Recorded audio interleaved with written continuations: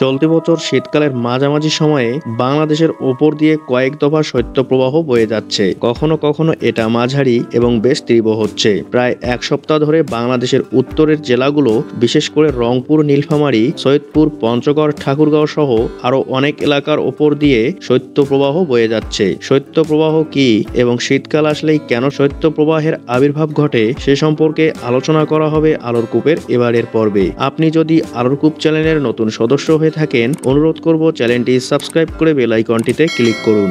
আর ইতোমধ্যে সাবস্ক্রাইব করে থাকলে আপনাকে অসংখ্য ধন্যবাদ। বাংলাদেশ 6 ঋতুর দেশ। তাদের মধ্যে শীতকাল পঞ্চমতম ঋতু এবং গ্রীষ্মের বিপরীতের বছরের ঠান্ডা অংশ।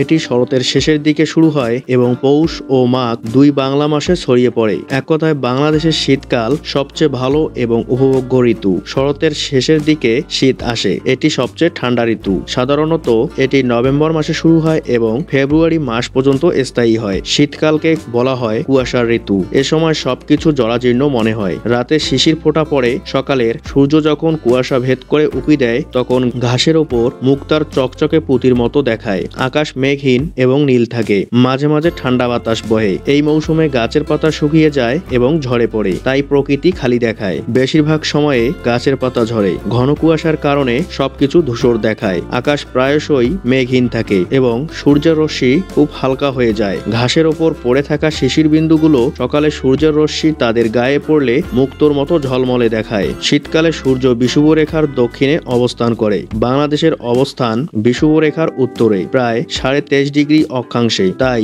আমাদের দেশে ডিসেম্বরের মাঝামাঝি থেকে ফেব্রুয়ারির মাঝামাঝি পর্যন্ত শীতকাল। এই সময়ে সূর্যকে দক্ষিণে হেলে থাকতে দেখা যায় এবং তির্যকভাবে কিরণ দেয়। তখন দিন ছোট, রাত বড় হয় এবং শীতের প্রকোপ বাড়ে। আমাদের দেশে যখন শীতকাল, পৃথিবীর দক্ষিণ গোলার্ধের দেশগুলো যেমন নিউজিল্যান্ড, অস্ট্রেলিয়া তখন গ্রীষ্মকাল। এই সময় দক্ষিণ গোলার্ধের বাতাস উত্তপ্ত হয়ে ওঠে। এর ফলে উত্তর গোলার্ধ থেকে ঠান্ডা বাতাস দক্ষিণে প্রবাহিত হয়। আমাদের দেশের উত্তর দিকে বরফাচ্ছন্ন হিমালয় পর্বতমালা। সেখান থেকে বরফ শীতল বায়ু আমাদের দেশের ওপর দিয়ে দক্ষিণ দিকে প্রবাহিত হয়। এই জন্যই আমাদের দেশে শীতকালে উত্তর দিক থেকে এবং গ্রীষ্মকালে দক্ষিণ দিক থেকে বাতাস প্রবাহিত হয়। শীতকালে উত্তরের হিমেল হাওয়া আমাদের দেশের উপর দিয়ে বয়ে যায়। বাংলাদেশের প্রেক্ষাপটে সাধারণত ডিসেম্বর থেকে শুরু করে জানুয়ারি এবং ফেব্রুয়ারির প্রথম সপ্তাহ পর্যন্ত শীতকাল, আর এ সময় শৈত্যপ্রবাহ দেখা যায়। বাংলাদেশের উত্তরে শুষ্ক ও শীতল বায়ু আমাদের দেশের উপর দিয়ে প্রবাহের ফলে শীতকালে তাপমাত্রা কখনো কখনো অস্বাভাবিকভাবে কমে যায়। সাধারণত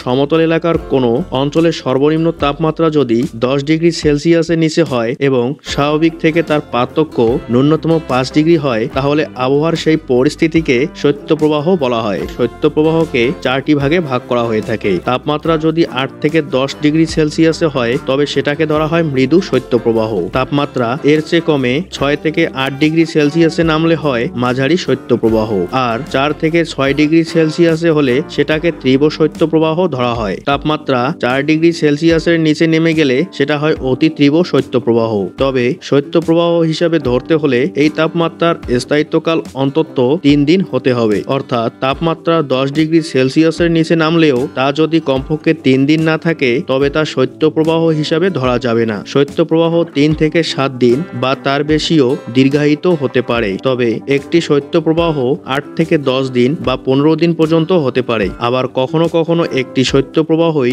লম্বা সময় ধরে চলতে পারে। আবহাওয়ার আকস্মিক পরিবর্তনের কারণে উত্তর ও উত্তর পশ্চিমাঞ্চল থেকে ঠান্ডা বাতাসের প্রবল প্রবাহ সৃষ্টি হয়। মূলত এটাই শৈত্যপ্রবাহ। এটা ক্রমশ দক্ষিণ ও দক্ষিণ পূর্বাঞ্চলে সরে যায়। এই সময় শীতল বায়ু প্রবাহের কারণে হাড় কাঁপানো শীত অনুভূত হয়। শুধুমাত্র বাংলাদেশে নয়, ভারত, পাকিস্তান, ইউরোপ ও আমেরিকার বিভিন্ন স্থানে এই সময় শৈত্যপ্রবাহ দেখা দেয়। শৈত্যপ্রবাহ সাধারণত কয়েকদিন স্থায়ী হয়। বায়ু প্রবাহের গতিমন্তর বা কমে গেলে শীত থাকলেও সেটা হিমশীতল ঠান্ডা অনুভূতি সৃষ্টি করে না। যেমন ঢাকায় শীতকালে সাধারণ অবস্থায় তাপমাত্রা যদি 10 ডিগ্রিতে নেমে যায়, সেটা হয়তো সহ্য করা যাবে, কিন্তু সেই সঙ্গে যদি ঠান্ডা বাতাস থাকে, তাহলে সেই 10 ডিগ্রি সেলসিয়াসের তাপমাত্রাকে মনে করা হবে হিমশীতল, যার তাপমাত্রা থাকবে 6 থেকে 7 ডিগ্রি। কারণ এই সময়ে প্রবাহমান বাতাস শরীর থেকে অনবরত তাপ চুষে নিয়ে চলে যায় এবং তাই শীতের অনুভূতি তীব্র হয়। এই জন্যই শৈত্যপ্রবাহ শীতের প্রকোপ বাড়ায়। জলবায়ুগত পরিবর্তন প্রভাবে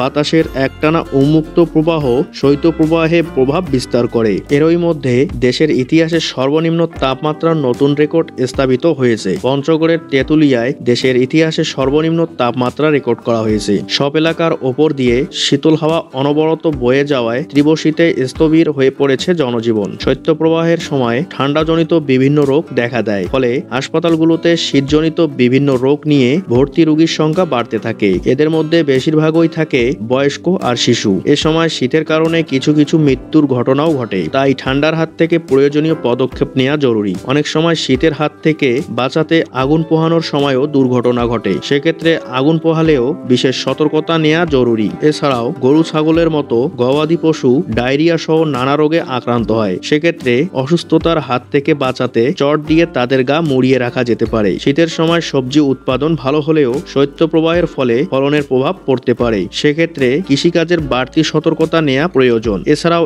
এ সময় ঘন কুয়াশার কারণে পরিবহন চলাচলে প্রভাব পড়ে, অনেক সময় দুর্ঘটনাও ঘটে, তাই চলাচলের সময় কিছুটা বাড়তি সতর্কতা নেওয়া দরকার। হ্যালো বন্ধুরা, শীতকালের শৈত্যপ্রবাহ সম্পর্কে জানতে পেরে আপনার কেমন লাগলো তা কমেন্টে জানাবেন। আপনি যদি আমাদের চ্যানেলের নতুন সদস্য হয়ে থাকেন, অনুরোধ করব চ্যানেলটি সাবস্ক্রাইব করে বেল আইকনটিতে ক্লিক করবেন।